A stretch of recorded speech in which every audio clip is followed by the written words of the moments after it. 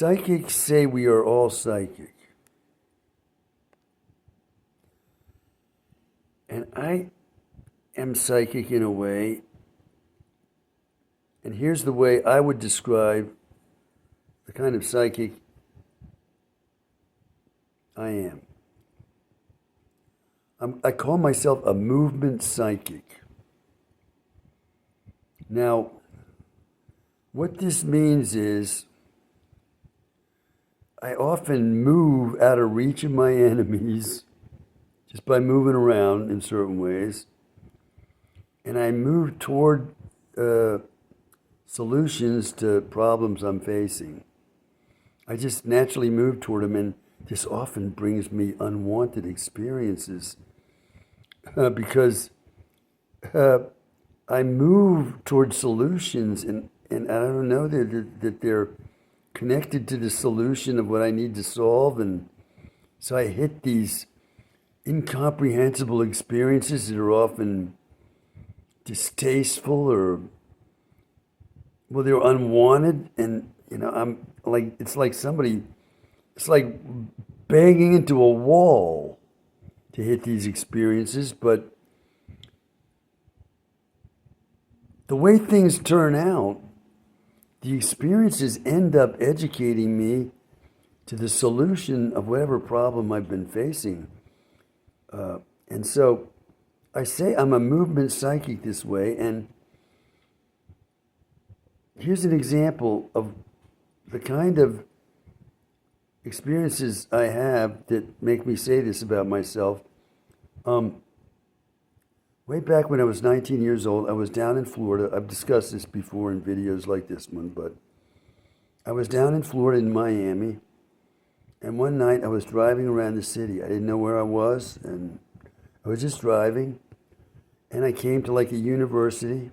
I didn't know what university it was, but I parked, and I walked into a building, probably to go to the bathroom, now that I think of it. So I walk into this lighted building. It's nighttime, summertime, in 1973. And as I'm walking through this building, I probably went to the bathroom, and then I'm walking along the hallways, and I saw that there were people in a class. So I walked in, and the class was about to start, so I heard what the class was about.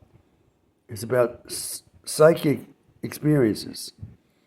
So I asked the professor, I said, "Can I sit in?" And he said, "Yeah, okay." So I sat down. Now, here's what these folks were talking about in that class. Okay. Some of these folks, we were in a big, large, like round table, like you would imagine board meetings for corporations would be held at. These were popular way back when.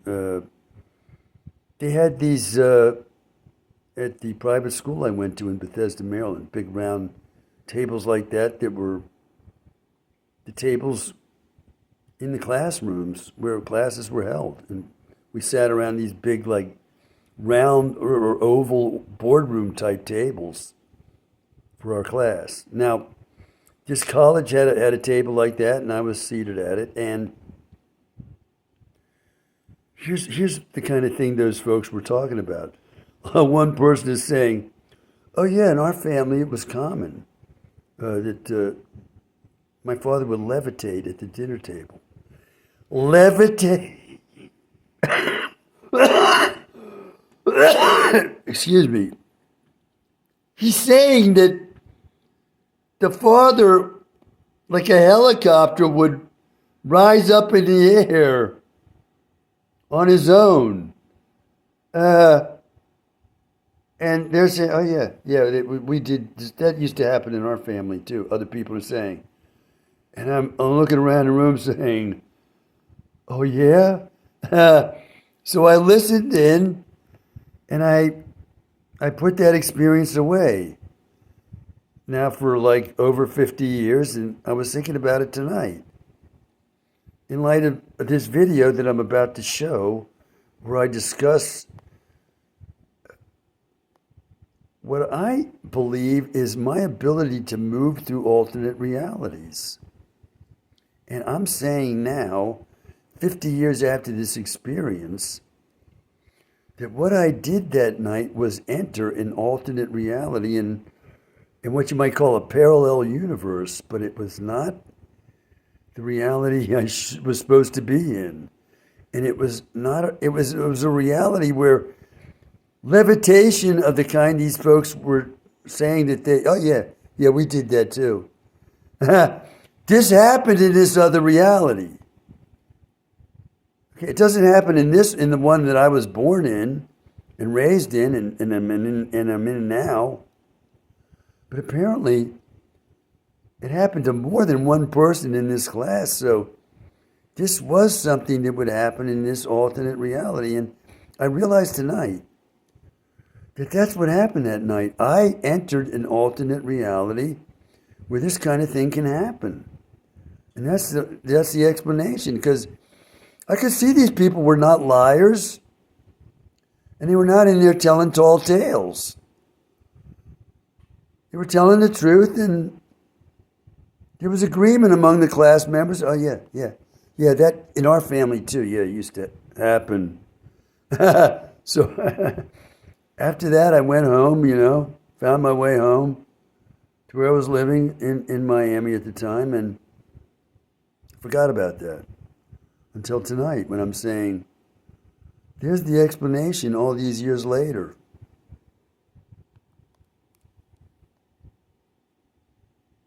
Good. Okay, I gotta say here, man, I've got proof while driving this car along this highway that I'm passing through alternate realities as I'm driving. Now, what is the proof? The proof is I'll be driving along here, okay? And right now I'm going 55 miles per hour, which is the speed limit. However, suddenly I look at the speedometer and I'm going 65 and I'm still going right along with everybody else.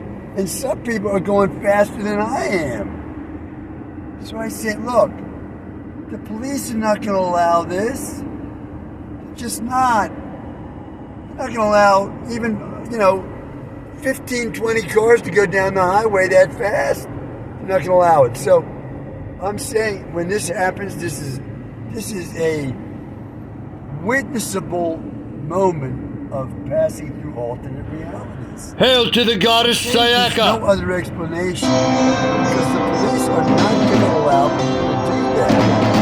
They are not. And yet I've seen police cars going by too. They're going like 70 miles per hour like it's nothing. There's no way on that, okay? There's no way. So what I'm saying happening is going down a reality where the speed limit is 55, okay? Then we hit a different reality. The speed limit there is also 55, but okay, we're not going to be moving through time and space the same way we were in that other reality. So in this alternate reality, we're still going 55 according to that other reality, but in the one we've just flipped into, we're not going 65. But in the one we've just flipped into, everybody in that reality sees 55 on their speedometer. They're not seeing 65, you see what I'm saying? So that is happening, and I believe if I could get a team of scientists in this car with me, maybe because I'm able to do this, other people cannot do it. When I'm positioned in reality, I'm able to move between and among realities this way. This is strictly me. So other people, they can't do this, probably. Okay? You'd have people being issued tickets all over the place, and that's not happening. So I'm saying it's probably happening because of me, and if I could get a team of scientists in this car, they'd witness that. Now, I'm thinking to myself, as soon as I get a team of scientists in the car, I would no longer flip from reality to reality. That's possible. I'm thinking of, for example, like Uri Geller, right? The Israeli psychic who could bend metal like spoons. just simply by looking at it, right? And he was going to go on the Johnny Carson show. And Johnny Carson, who had kind of started out as a magician, he was going to make sure that no trickery by Uri Geller could be exercised over spoons. He was supposed to bend on the Johnny Carson show, so Johnny Carson, he put the spoons that were going to be looked at by Uri Geller in a special place where he knew nobody's going to get at him. And so I heard, I didn't see this, I heard that when Uri Geller went on the Johnny Carson show, it was going to demonstrate that he could bend metal this way, bend these spoons. He couldn't do it. It did not work, and he said, well, the reason is because I'm in this hostile psychic environment, which has kind of disarmed my powers, and that's why I'm not able to do it. Now, Johnny Carson and others Johnny Carson, who was a magician, would have said differently. He would have said, no, whatever trickery you had to bend that metal, we made sure that you would not be able to resort to when you got on our show. Whatever trickery it was, we made sure that would not happen, and that was the way Johnny Carson would have understood this. But since I've got experience in these psychic matters, I'm saying that what Uri Geller said is the truth of what happened. He went into this hostile psychic environment, and for that reason, he could not do what he could normally do. And for that reason, I'm saying, if I got a team of scientists in this car with me, it's probable I would not be able to go through all the realities the way I am when I'm alone. And this is my problem in life, that I am like lost in space. I'm moving from reality to reality. That's as far as I can go with it. I'm lost in space, and I've been lost for quite a while.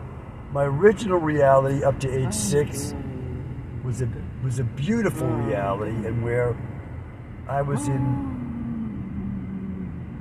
a wonderful position in the world relative to my mother, who dearly loved me, Aunt Rosemary, who dearly loved me, and Nono, who loved me from a distance, okay? So at age 6, I flipped out of that reality because my explanation is I'm a bastard. I was not the son of the man of the year. Bastards are not looked well upon in the world. They're not. And so when the first true son of the man of the year was born, my younger brother, 4 years, is not the man of the year's son either. He's another man's. He doesn't have the same father I have.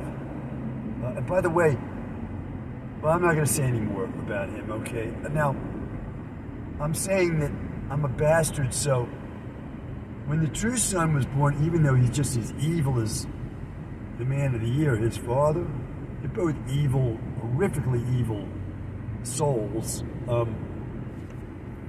He was recognized as like the true heir of this evil man who was very successful in American society. So I then entered this alternate reality where I was the bastard, no good son, and I suffered now for about 66 years. I think 66 is some kind of symbolic number in Christianity. I don't know what it means, but it has something to do with evil, I think. And anyway, I don't need to know, but I'm saying that for me to get out of this reality now, at the end of my life, I wouldn't know how it would happen, but it might happen if that worm heir of the man of the year passes away. You know, if he passes away, now I'm going to be accused of murdering him or something, you know. That's why I don't say these things, but if it so happens that he passes away now or soon, the way the man of the year did. The man of the year died at age 66. This guy is supposed to be another man of the year, the spitting image of the man of the year. If he passes away, that may let me loose out of this horrific reality I've been in for 66 years, where I've been like a villain, no good that everybody suspects of wrongdoing and fakery and crime. That's the reality I've been in, and it's been a horrific 66 years. So I can't imagine how I'm going to get out of this. Maybe there's another way. Maybe the intervention of Adonai will get me out, and this worm can get a fate worse than death. He can get worse than passing away. Okay, I'd like to see him get what I got. If I didn't pass away, I'd like to see him get what I got. That's what I'd like to see. I don't want him to pass away. I want him to get what I got. Let him get that. It was good for me. It should be good for him. So, anyway, those are my thoughts.